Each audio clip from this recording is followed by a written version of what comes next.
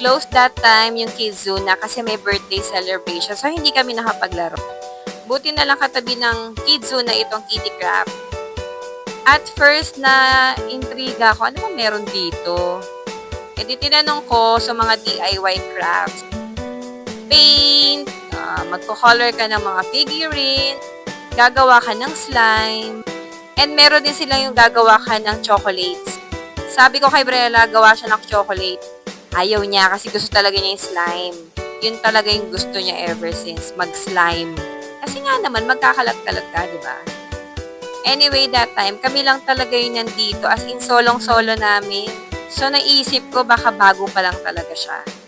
Tapos, kapag nandito ka, tinutulungan ka rin pala ng mga ate at kuya dito. Akala ko kasi talaga magsosolo lang yung mga bata. So, meron din pala sila magtuturo.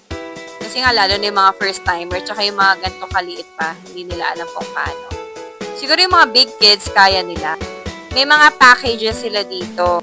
Tapos, yung magbabantay, isa lang dapat. So, ayan. Gustong-gusto niya yan, yung pagkakalat. Bawal kasi yung ganyang kalat dito sa bahay. Nakakapagod kaya maglinis ng ganyan eh.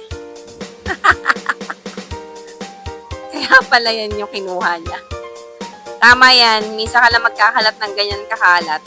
Ganyang kadumi. So, it's a no-no dito sa bahay. O, diba? Meron na siyang take-out na slime niya. Thank you to ate and kuya.